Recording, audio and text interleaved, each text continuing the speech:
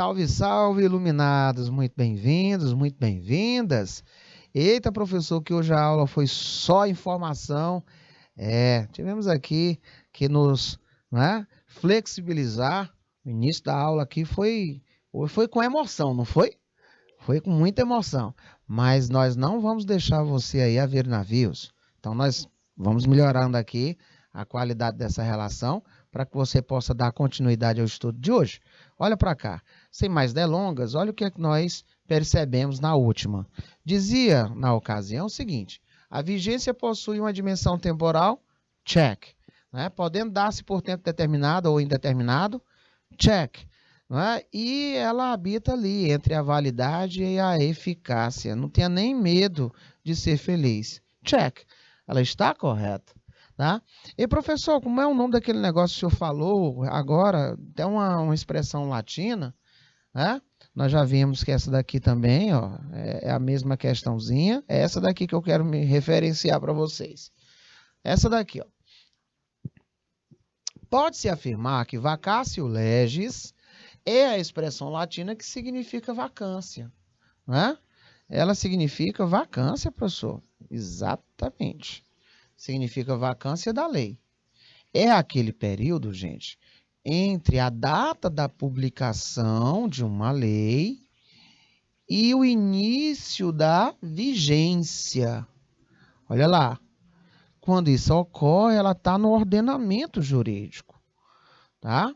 E, professor, e o que é que acontece com a lei anterior? Enquanto não chega esse período, que é dado para a assimilação do conteúdo de uma nova lei, tá? A lei anterior ela continua vigorando. E aí vocês vão ver por vários momentos, né? Essa questão, se retroage, se não retroage. Né? Vocês vão ver expressões ex nunc, ex tunc. Você vai ver que nunca retroagem em algumas áreas. Ó, você vai lá lendo ali em direito penal, né, que não retroage a mala partem, ou seja, ela não vai retroagir para prejudicar quem já foi avaliado pelo praticado, dentro das suas proporcionalidades. Ela pode reagir para beneficiar. Prejudicar, não. Tá? Olha aí outro detalhe. Você vê isso aí toda hora nas mídias sociais, nas televisões, a todo instante, né? E aqui nós trouxemos alguns pontos, né?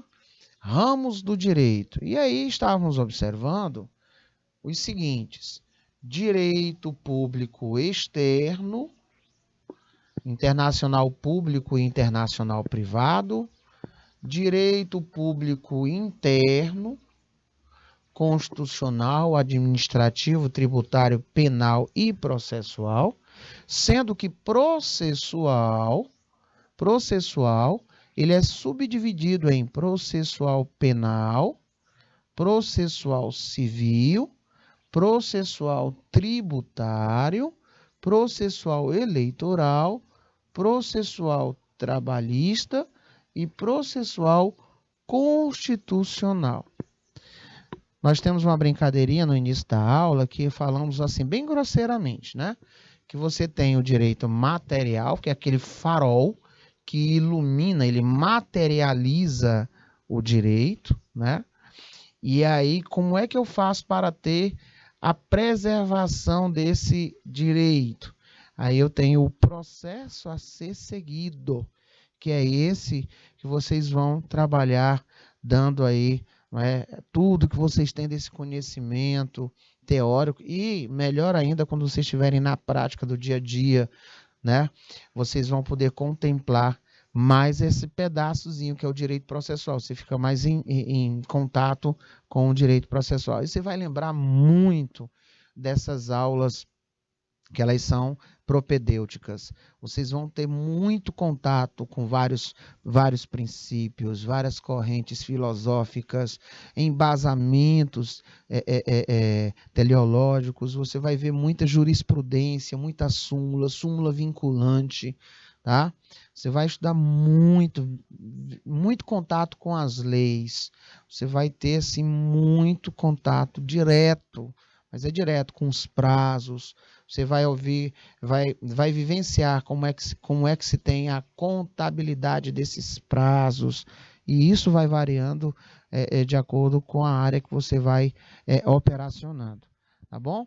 Direito privado. Aí tem o comercial, trabalho e civil, sendo que este último, em parte geral, civil, né? Aí você tem das pessoas, dos bens, dos fatos jurídicos, e tem a parte especial que eu estava falando naquela hora, que é o direito das obrigações, direito de empresa, direito das coisas, tá? Direito das coisas, direito da família, direito das sucessões. Rapaz, esses aqui, se vocês nunca viram, curiosidade, tá?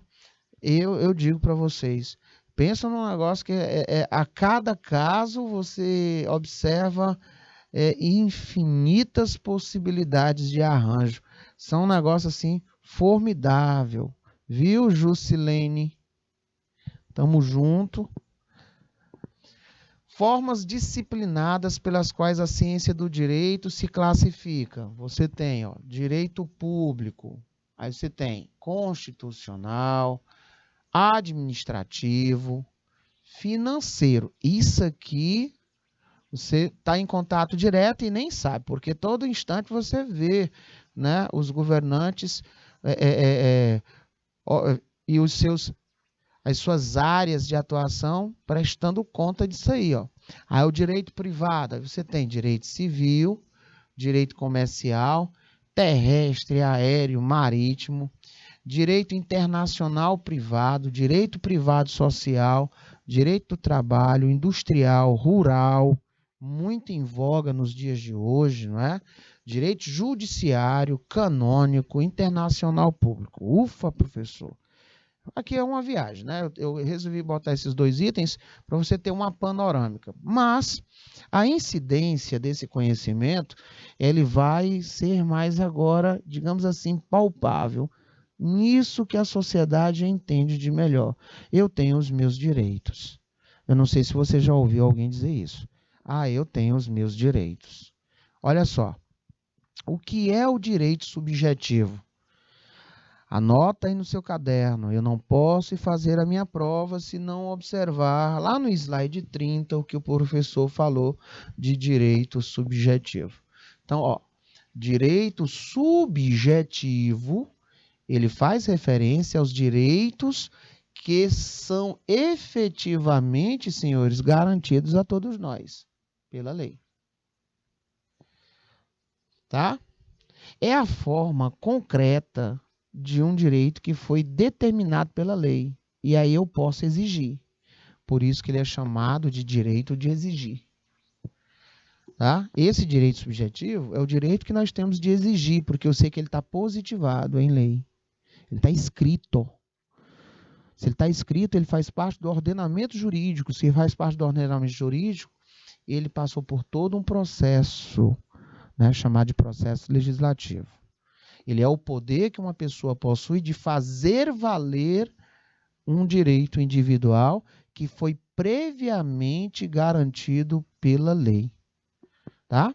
Professor, e lei? Não te preocupa não que eu já trouxe aqui. No âmbito do direito, a lei é uma regra tornada obrigatória pela força coercitiva. O que seria isso? Bom, nós todos temos, assim, na nossa essência, a desobediência, não é verdade? Nós sabemos que se eu ultrapassar certas limítrofes, o que é que acontece? O que é que acontece? Eu sei que eu vou ter uma contrapartida. É fato. É fato. Tá? Por um exemplo, eu sei que se eu dirigir sem o meu cinto de segurança, eu estou infringindo uma observância positivada em lei. E que isso vai me trazer, não é, certas observâncias legais. Se, no caso, flagrancialmente eu for aí visualizado ou parar numa blitz, etc. Pronto. Vamos dar esse exemplo assim, bem Bem tranquilo. Aí é outro detalhe, tá? Olha o que acontece. Eu sei que se eu ultrapassar esse limite, se eu não observar a lei, eu sei que as leis, né? Eu tenho direitos, mas eu também tenho as obrigações, eu tenho os meus deveres. Não tenho só o lado positivo, eu tenho o lado também negativo, porque se eu ultrapassar certas limítrofes, eu posso ter o direito positivo e o direito negativo.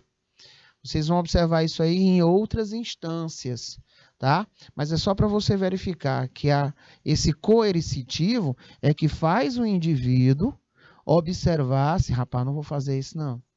Vou fazer não porque eu vou ter problema. Tá? Quando nos falha todos aqueles freios interiores, quando nos falha todo o restante, né? A ética, a moral, os bons costumes, o caráter, né? A educação, aí vem o direito. A lei ele não faz para A, para B ou para C, não. A lei está para todos nós, para mim, o diretor, para você que me ouve, né? Todos, todos, todos, todos. Para Sandra Mota, todos nós, independente. Já sabemos que se ultrapassarmos essas limítrofes, nós vamos ter aí uma contrapartida que é chamado aí de coercitivo. Não é? Nós já vimos aí o que é esse coercitivo. Inclusive foi pauta de pesquisa em uma das nossas aulas que eu deixei como tarefa para casa. Tá bom? Aí, senhores, essa força coercitiva do poder legislativo ou de autoridade legítima que constitui os direitos e deveres numa comunidade. No âmbito constitucional, as leis são as normas produzidas pelo Estado, tá? Porque tem que ser produzida por um ente competente para ela ter, inclusive, validade. Isso nós vimos na aula de ontem. Eu não posso, laudo Natel, vou estipular aqui uma lei. Olha, a partir de hoje, aqui na frente da minha casa, não passa mais nenhum carro. Lei laudo Natel número 1. Oh, mas está se achando, né? A tecla do piano de Tom Jobim. A última Coca-Cola do deserto do Saara. Não tem validade, meus jovens. Não passou pelo crivo legislativo. Ah, professor, e por que a Maria da Penha fez a lei? Ora, por que eu não posso também?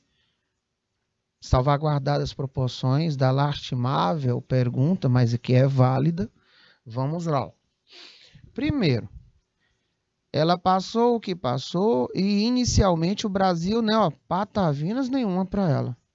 Foi obrigada ela a recorrer a órgãos de instâncias internacionais, né, que são esses observadores, e aí o Brasil, inclusive, foi penalizado para poder aí verificar a necessidade da manutenção desse grito, não é? Olha, grito surdo, porque até então a sociedade deixava passar. É tão tal que em briga de marido e mulher, ninguém mete a colher, né? Não diziam isso? O que é isso? Vem lá da educação, né? Das instâncias mais para trás, e aí foi incorporado na nossa sociedade. Ora, altamente machista. Região Nordeste, então, nem se fala. Meu amigo, foi obrigada essa mulher a passar o que passou, a recorrer a instâncias internacionais para fazer com que o Brasil acordasse. E aí tivemos a Maria da Penha. O que é isso? Um fato social. Extremamente valorado pela sociedade, que não suportava mais essa violência contra a mulher. Ora, se nós temos a Maria da Penha com mais de 15 anos, 16 anos, e nós temos esses, né, claro, os índices, eles obviamente melhoraram muito, mas tu imagina se não tivéssemos uma lei dessa envergadura, que observa uma lei linda e amadurecida, pode observar, ela já sofreu várias implementações. Né? O que é isso? Precisou ter um fato relevante, um fato social relevante, de valor inconteste, para que o legislador né, desse ali a segurança jurídica necessária para a manutenção dessas pessoas que estão sob esse prospecto de atividade, né? Seja nas questões inerentes ao lado financeiro, ao psicológico, ao físico, né? Seja das mais variadas situações que vocês puderem imaginar, até mesmo a questão do estupro, né? Até mesmo a questão do estupro. Eu me recordo muito bem que nos debates nós tivemos na mesa redonda na universidade, com vários representantes, inclusive, de várias esferas da sociedade, inclusive da própria OAB, os nossos professores suscitaram essa pergunta, e que posteriormente caiu em prova. E foi feito um levantamento de percentual de erro. Não é? E dizia lá que, pela questão matrimonial ou de relacionamento, né? Eu tenho assim, orgulho de dizer que foi a prova da professora Valmária. Ela dizia isso, que por essas questões o cônjuge ele é obrigado à conjunção carnal. E aí muitos, mas muitos, instintivamente marcaram que sim. Então, preste atenção. Então, nós temos muito desse lado cultural que precisa ser quebrantado. Isso se quebra com o quê? Com o estudo, né? Com o pesquisar, com o amadurecer. Então, tá aí dado. A minha lei, ela não teria impacto nenhum, porque ela não gera um fato social relevante. Simplesmente porque eu não quero zoada na frente de minha casa, ninguém passando de carro, buzinando nem nada. Então, a partir de hoje, a lei número 1, lá do Natel, à frente da minha residência aqui, da Nath Caverna, ninguém passa mais de veículo. E se passar a pé, sem arrastar os pés. Professor, não é possível que tenha leis tão loucas desse jeito. Tem, eu mostrei para vocês a lei daquele cidadão lá em Barra do Garças, que disse que separou 5 hectares de terra para fazer um aeroporto para a nave espacial dos alienígenas. Pode pesquisar. A lei lá no interior de São Paulo que proibia comer melancia. Eu pedi até para o meu diretor pesquisar aqui, ele olhou e ficou sorrindo. Verdade. Ó, deixa eu lembrar uma. Em pleno apogeu da mini saia, teve um cidadão aqui no Brasil que disse, olha, a lei que proíbe o uso da mini saia. Perceberam? Dá uma olhada aí depois na internet, as 50 leis mais absurdas do Brasil. Eu confesso a vocês que umas vocês vão rir. Eu ri demais. Então, mas não deixa de ser dentro desse critério aqui, ó. Tá? Então, gente, o que é direito subjetivo? Vai ser, ó, papoca. Direito subjetivo que permite que uma pessoa ela invoque a previsão da lei. Eu vou invocar a previsão da lei para garantir o cumprimento de um direito, né? Por exemplo, a gestante, ela se enquadra dentro dos requisitos da lei, qual seja, está gestante. Aí o professor, eu estou no meu 9º mês de gravidez e o meu chefe não está querendo me liberar. Oxe, você tem uma lei que te salvaguarda, que te dá direito. Qual é o critério? Está gestante. Você está precisando se afastar porque você está com a gravidez de risco, não é? Eu adotei uma criança, mas eu não estou conseguindo guarida para tirar um tempinho para eu vivenciar esses primeiros momentos da adoção. Calma lá, hoje nós temos já vários julgados Brasil afora que se estende a licença maternidade para o adotante. Tá? O que é isso? É observar a evolução da sociedade, as suas relações e a necessidade da manutenção, né, em salvaguardar, em dar segurança jurídica. Certinho, ilustres? Então, o direito subjetivo, senhores, ele recebe esse nome porque ele vem com referência ao sujeito de direito, ou seja, àquele que possui o direito de conclamar, né, esse direito prescrito em lei. Pode ser conceituado como um conjunto, o direito objetivo, conjunto de normas elaboradas pelo Estado, que tem como objetivo regular os fatos sociais. Seu descumprimento ele vai resultar em sanção, as quais nós já falamos aqui. né? Então, nós temos aqui, por um exemplo, o artigo 121, 121 do Código Penal, observou um fato a ser reprimido, qual seja, matar alguém. Mas nós sabemos que se alguém, né, se enquadrar nessa conduta, que eu acho que é horrível, né, ele sofrerá as consequências da legislação penal. E aí nós vamos verificar que essas leis elas são endurecidas, né? E lembrando também que o nosso Código Penal é da década de 40, ele precisa urgentemente passar aí por uma revisitar, né? Um aprimoramento, até mesmo porque nós já evoluímos muito. Não é à toa que a todo momento já se observa o endurecimento das leis, né? Para quem utiliza armas brancas, para quem utiliza armamento de uso militar, né? Esses calibres mais arrojados, né? A forma de como se dá aí certos atos para que se dê o cumprimento, não é? Sem dar a legítima defesa da pessoa, a pessoa não teve chance, etc. Se a gente for falar, quem vai fazer, pagar código o penal, vai se deparar muito com essas cenas assim. É tão tal que na universidade, uma das disciplinas, você faz a parte de psicologia forense, justamente para preparar, né, o nosso íntimo para esses momentos tão cruéis e que são reais, né? Não é nenhuma ficção. Sanção é um termo jurídico que aceita essas acepções que nós estamos falando. A sanção favorável, chamada de sanção premial, e a desfavorável, que é denominado pena. Ainda pode haver a definição de sanção como a ação de sancionar.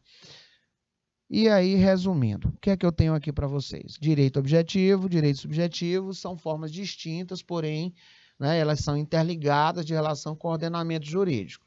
A diferença entre direito objetivo e subjetivo existe pelo fato de que a palavra direito, ela pode significar tanto o ordenamento jurídico quanto as prerrogativas.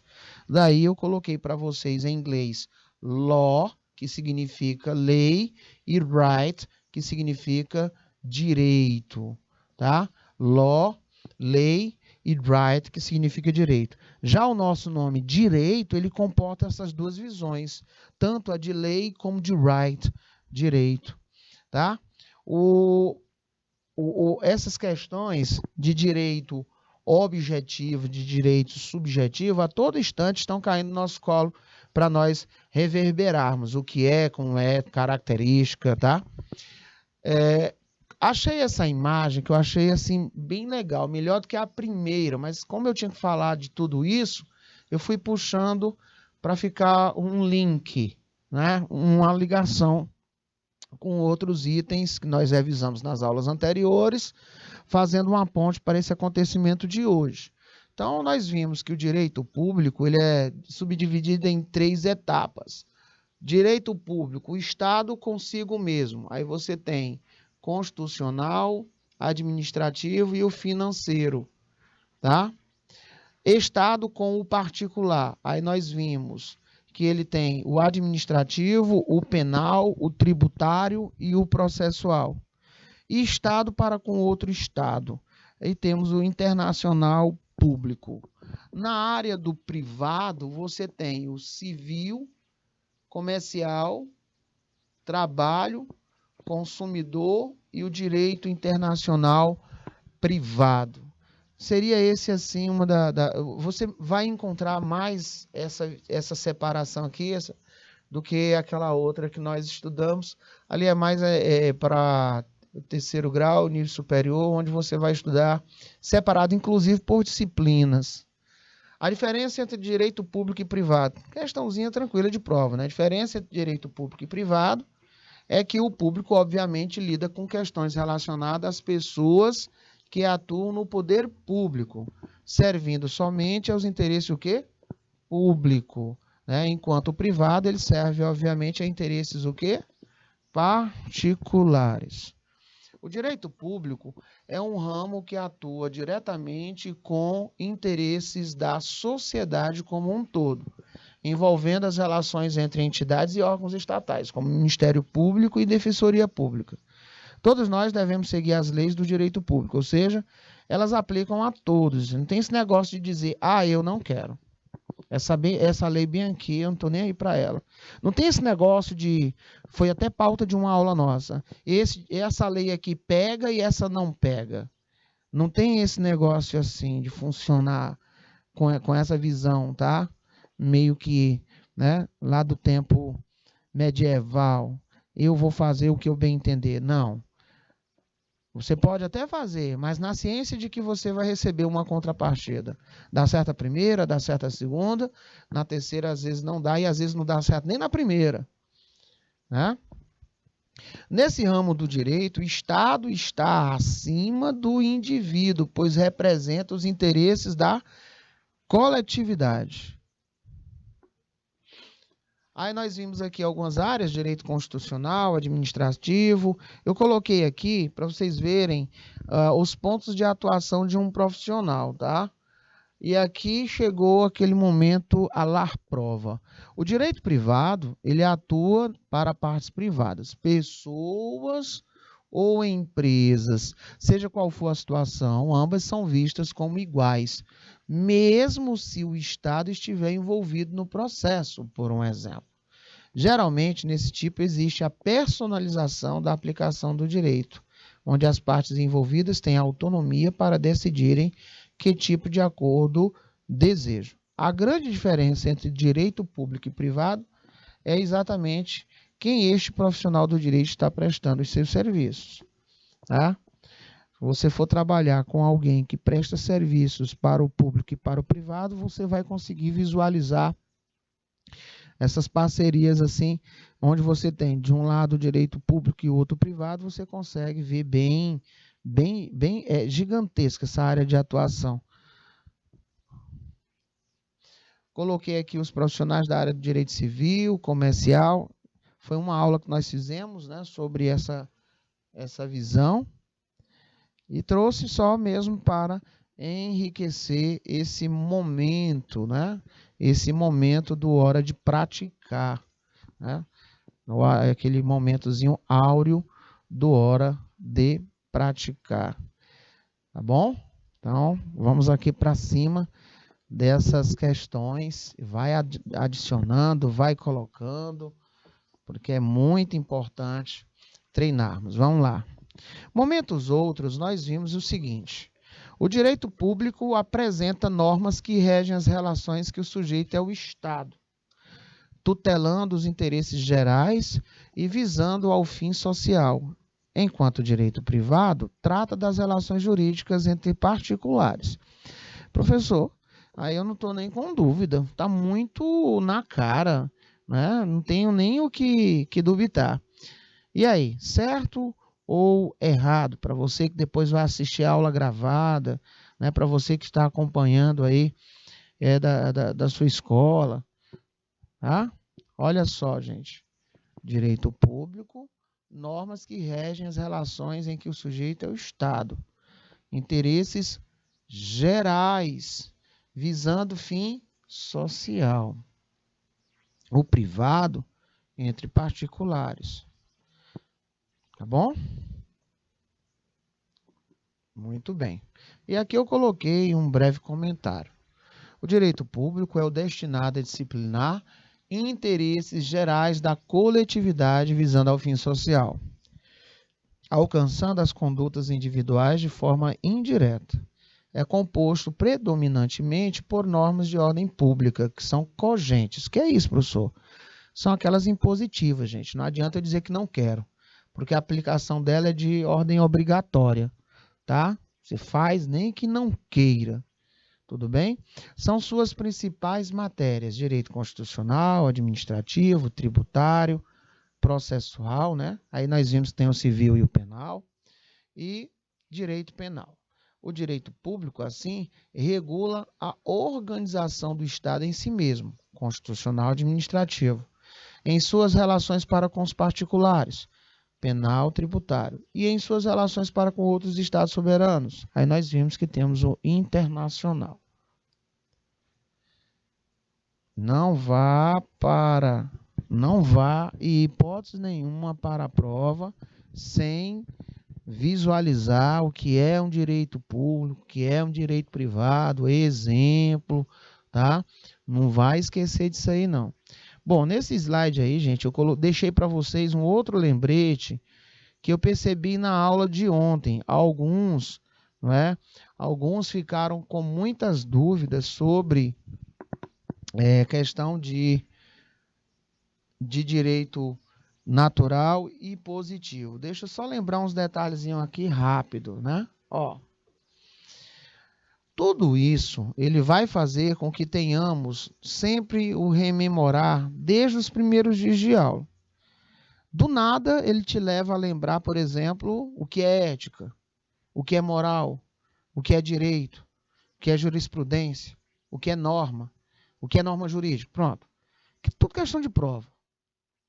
Do nada ele vai dizer quais são as diferenças, né, que podemos verificar entre direito e moral. Aí ele vai lá, você vai verificar essas diferenças entre direito natural e direito positivo. Aí nós vimos na época a questão que o direito natural é aquele que preexiste à legislação. Não é legislado, tá? Tem caráter universal. Ninguém vai ver a necessidade de ter uma lei que diz que todos nós temos direito à vida. Direito de comer, tem uma janta, no mínimo 3 refeições, tem lá. Eu vou comer, vou tomar meu café da manhã, vou almoçar e vou jantar, porque tem na lei. Eu tenho lá uma lei que diz que eu tenho direito a almoçar, jantar, e se tivesse só jantar, e aí? E quando não dá nem para isso? Você está entendendo? Mas nós sabemos que todos nós, a partir do momento quando estamos nesse plano, nós temos esse direito universalizado. E isso é em qualquer lugar, direito à vida. Eu vou sair aqui de Teresina, vou bem aqui para o estado fulano de tal, opa, Negaton, tu é piauiense, pratica o vazare, tu vai morrer, tu não tem direito de estar aqui não. Você percebe? Então, naturalmente, nós temos sim o direito à vida, nós temos, né, essas questões inerentes ao meu ir e vir, mesmo que seja assegurado na Constituição. Você tem a Constituição Cidadã, que nos assegura esse direito de ir e vir, né? Eu tenho o direito de beber água, eu tenho o direito de dormir, tá? Mas será que todos esses meus direitos, esses meus deveres, as minhas obrigações, elas estão preconizadas num direito posto? Aí por isso que nós temos aqui esse direito universalizado, chamado de direito natural. Tá? O direito à vida, por exemplo, não é preciso que uma lei diga que alguém tem direito à vida. O direito natural, ele não precisa estar escrito, gente. Ele não tem aquela codificação dos homens. Mas o positivo, sim. Ele é aquele direito legislado. É o direito dos homens. Ó aqui, ó. Estabelecido. É a lei criada perante um fato social. É o ordenamento jurídico em vigor num determinado país, numa determinada época. Palavras de Washington de Barros Monteiro. A nossa própria Constituição Federal, e entre vários outros códigos, é exemplo desse direito positivo. Nós temos lá o direitozinho escrito. Tá? Aí, vamos lá. Direito positivo é o conjunto de regras elaborados e vigentes num determinado país em determinada época. São normas, as leis, todo o sistema normativo posto, ou seja, vigente no país. Possui como características. Vamos lá as características desse moço. Olha como legislador, olha como esses caras são inteligentíssimos. Preste atenção. Caráter temporal, territorial, formal, porque tem que ter origem nas fontes formais, revogável, variável, mutável. Por que isso tudo, professor? Óbvio, as nossas relações elas estão em franca expansão, a sociedade ela está em constante avanço. Aí imaginou se assim não fosse? Nós teríamos ali, por um exemplo, várias leis que hoje em dia não existem mais. Por quê? Porque a realidade da sociedade já não comporta mais aquele tipo de visualizar. Vamos lá, lei de quem traiu. Tinha leis assim, né? Tinha, tá? Lei que observava a questão do concubinato. Antes de 2002, por exemplo, quem não era casado no civil, não era reconhecido, o filho que nasceu era chamado de bastardo. Se você for pegar mais para trás, é chamado de bastardo. Não tinha direito a nenhum tipo de nada, nem herança. Não era reconhecido. Era uma verdadeira guerra para se fazer reconhecer. Olha, nasceu fruto de um entrelace amoroso, né, extraconjugal. Hoje você tem a equiparação, né, da união estável, tá? E outras coisas mais. Hoje você tem. Recentemente tivemos uma decisão, salvo engano, foi Rio Grande do Sul, falando sobre a questão de um trisal. E professor, não acredito, homem. Isso aí, gente, nós estamos olhando aqui pelo lado frio do direito. Tá? Quando se analisa as questões do direito, a gente tem que ser frio. Eu não posso ter essas. É porque eu não aceito.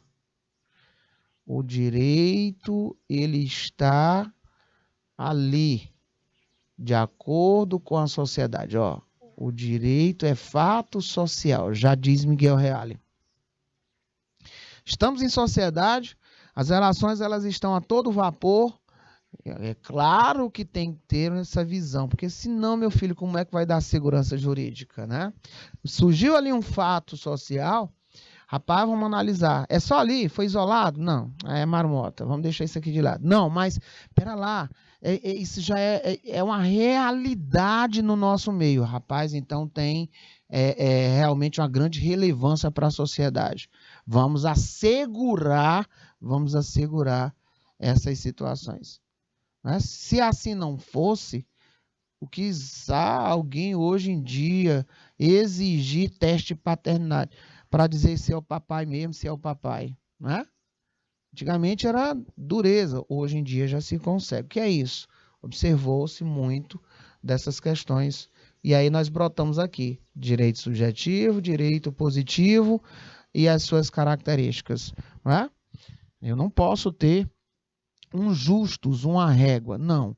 O direito, ele vai lá, a sociedade avança e o direito vai ali, olhando os fatos sociais acontecendo, e aí nós temos um poder legislativo, né, muito reacionário. Também tem essa questão hoje em dia, e nós vamos ver isso lá, quando vocês estiverem mais na frente, vocês vão estudar isso em direito constitucional. Então, ficou tranquilo aqui, gente? Algumas questões sobre o direito positivo e o subjetivo, tá? Ele é muito bem orquestrado nesse quesito. E aí eu vou pedir ao meu diretor que ele procure aqui as questões novamente, porque vocês vão ver, falar novamente sobre ética, tá? Nós vamos ter esse momento. Eu precisava trazer essa questão para você, para você relembrar que foi da aula de ontem. A questão de direito positivo, direito subjetivo, nós falamos sobre direito natural, nós falamos sobre o positivismo e o pós-positivismo. Então, foi uma forma que eu achei de integrar a esse momento. Olha que ética. Então, olha lá. Será que ética é um conjunto de regras específicas que determina o que é certo e errado e assegura boa convivência em uma sociedade? Opa, falou no coletivo, galerinha. Né? Falou no coletivo. Então já tem que ver norma de conduta, né?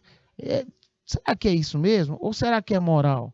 Porque quando eu vou refletir sobre um comportamento, né, sobre um pensamento, é a ação, quando ela é refletida, aí eu estou falando sobre ética. Mas quando eu falo sobre esse conjunto normativo, né, eu estou falando sobre moral.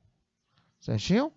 Moral é um conjunto de regras específicas que determina o que é certo e errado e assegura boa convivência em uma sociedade. Essa é a resposta à pergunta como devemos viver. Moral. Tá? E aí eu volto a bater na tecla.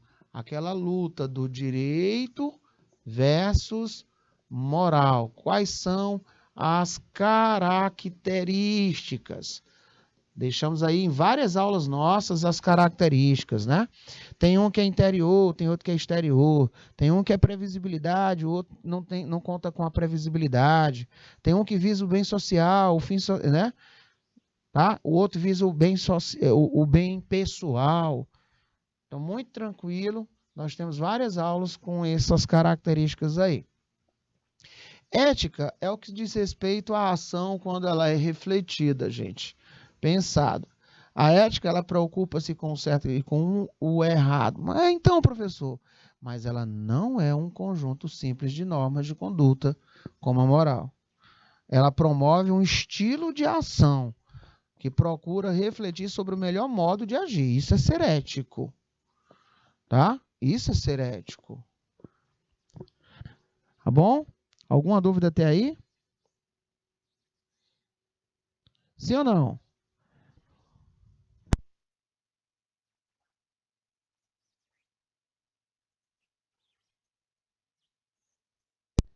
Vamos embora, vamos avançar.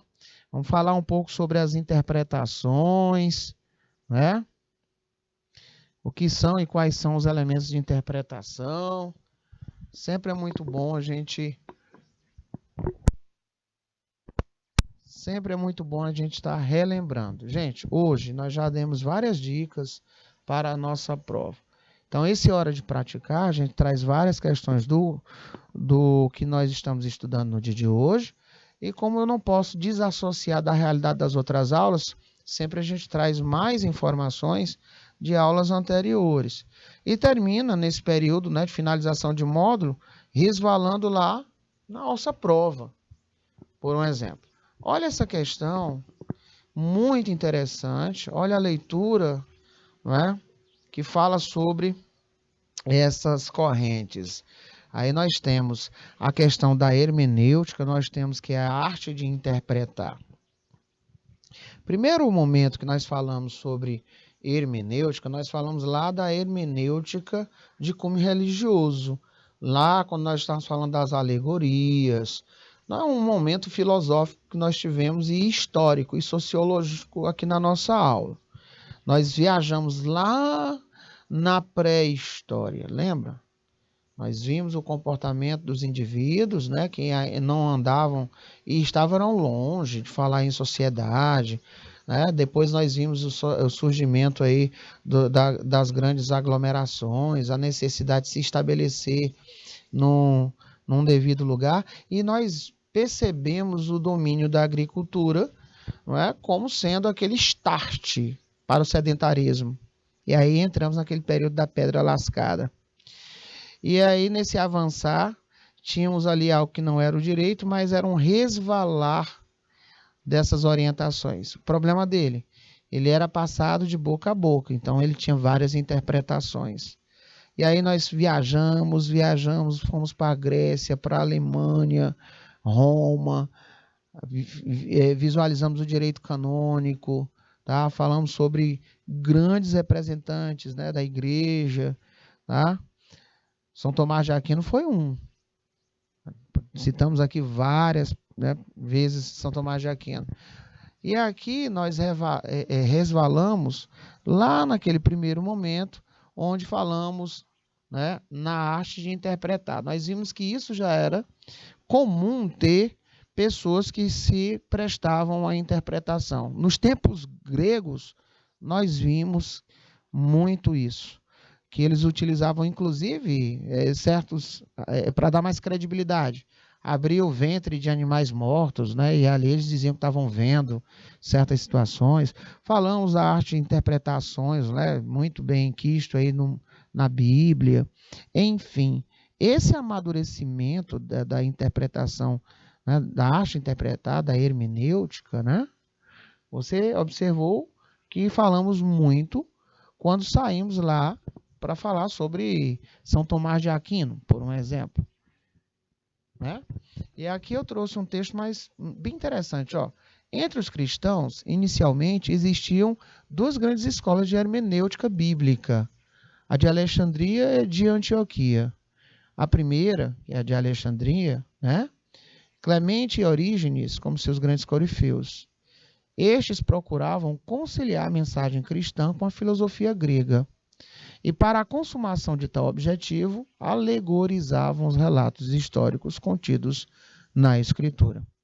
Enquanto isso, os seguidores lá da escola da Antioquia, prestigiando a compreensão mais óbvia, olha aí, ó, prestigiando a compreensão mais óbvia, ó, mais óbvia dos textos, favoreciam uma interpretação mais literal. Acreditavam que na Bíblia existiam alegorias, no entanto, distinguiam a interpretação das escrituras alegóricas da interpretação alegórica da Escritura. Tá? Aí ele traz para a realidade do que ele quer debater. Podemos perceber, portanto, que a escola de Antioquia possuía traços semelhantes com o que viria a ser a escola dogmática, a escola da exegese, os exegetas, né? Pois ambas defendiam uma interpretação mais literal dos textos que essas correntes estudavam. O fragmento extraído de um artigo afirma que este grau de semelhança entre a escola da Antioquia e da exegese, tá? Que temos. Sendo assim, de acordo com o que foi estudado e debatido, pode-se afirmar que temos veracidade, sim. Agora, é bom que se diga que é válido ressaltar que essas escolas, elas possuíam motivos distintos, diferenciados, para defenderem essa interpretação literal. Tá? Olha aí, falamos novamente sobre a escola dogmática exegese. Com certeza você vai se divertir lá na prova, podendo falar com ganho de causa sobre a escola da exegese. Essa corrente, o que é que ela defendia, características e etc. Né? A aplicação das ferramentas hermenêuticas pode gerar resultados, dentre os quais podemos citar a birrogante, que pode ser entendido como sendo o resultado que ocorre quando o texto da lei se prova constitucional e foi revogado secretamente, e por isso pode ser aplicado indiscriminadamente. Bom, pela própria leitura, a gente já observa que aí tem umas coisas meio que feia, não é?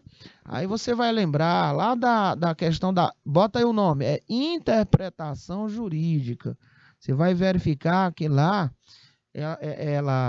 esses elementos da interpretação, eles vão auxiliar quem? Quem vai interpretar, ora. Eles vão estabelecer prioridades que devam ser observadas quando for desenvolver uma atividade de interpretação. Elemento gramatical, lógico, sistemático, histórico, teleológico, tá? Nós falamos sobre isso em uma das nossas aulas, certinho? E aí vocês vão ver os tipos, né, e os elementos, a necessidade da interpretação, tá bom? Então, por conta disso, eu posso garantir a vocês que esse quesito aí, onde fala da aplicação das ferramentas hermenêuticas, ela apresentou erro.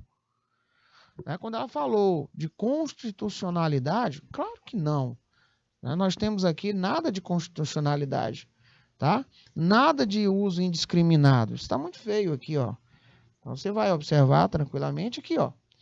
É a prova inconstitucional ou foi revogado secretamente e, por isso, não pode ser aplicado. Então, cuidado com a leitura na hora de nós estarmos fazendo a nossa prova, ilustres guerreiros e ilustres guerreiras. Exclusivamente entender o sentido e significado das expressões contidas nos textos legais.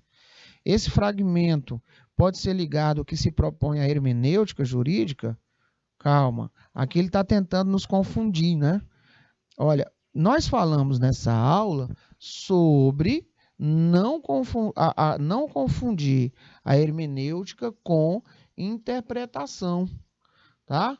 A interpretação, ela é de alcance mais prático e seu intuito é exclusivamente entender o sentido e significado, beleza, tá? Utilizando os preceitos da hermenêutica, tá? Utilizando os preceitos da hermenêutica. Você lembra que nós falamos que ele tem elementos a serem ponderados, tá? Isso que foi uma aula que nós tivemos 2 semanas falando das escolas, dos elementos da interpretação, o que é interpretação, característica de cada uma delas, exemplo, né? A empregabilidade nos dias de hoje, enfim. Então, professor, agora ficou correto? Não tenha nem dúvida. Vamos deixar aí um minutinho na tela para a gente reverberar essa, para você que está nos acompanhando, tá? Então vamos lá, 1 minuto na tela.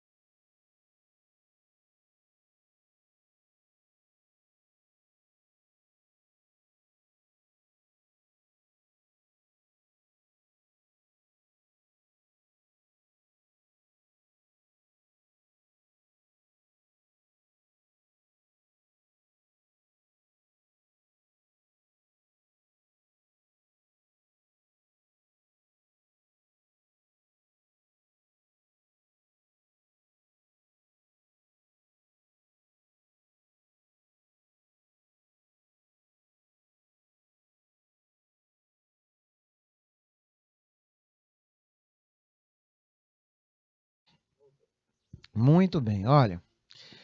Aqui o problema foi que, olha o que é que ele arrumou aqui para a gente. As afirmações fazem referência à interpretação autêntica. Vamos fazer um apartheid aqui, ó. Vamos, literalmente, vamos segregar, né? Vamos separar isso aqui, ó. Literalmente. É porque eu estava lendo a biografia de Martin Luther King Jr. Ele foi um incansável, né? Na luta pela questão da manutenção dos direitos civis, né? O movimento dos direitos civis norte-americano. Quem vai trabalhar nessa área vai ler muita literatura de outros países, muitas histórias bacanas. Nosso país também tem coisas formidáveis. Vocês vão ler muito civil law e common law, né? Lei civil e common law, lei comum. Vez ou outra a gente ouve falar isso na mídia, e aí é bom a gente observar o que é que está acontecendo, né? Então, olha, a dica number 1, mantenha-se com a leitura em dias e de fontes fidedignas, né? Canais especializados. Não vá pelo fofoquês ou achismo que não funciona. Leia no direito. Se você procurar entender algo pelo dia a dia, sem o conhecimento técnico, vai dar erro, com certeza. Então, esses 2 primeiros aqui, somente o último, né? Olha só, resultado do conjunto de acórdão, súmulas e sentenças. Tá? Então, nós temos interpretação autêntica nos 2 primeiros, não é? Você tem isso, tranquilo? Então, é errado, tá? E você tem a jurisprudencial. Então, essas 2 aqui, ó, essas 2, você tem a interpretação chamada de autêntica. Essa daqui, só pelo seu conjunto, ó, acórdão, súmulas, sentenças, né? Essa é a interpretação jurisprudencial. Jurisprudencial. Aí sim, agora você teria, né, condições de dizer que ela está correta. O erro foi esse, ele chamou todos três, botou tudo num pacote só.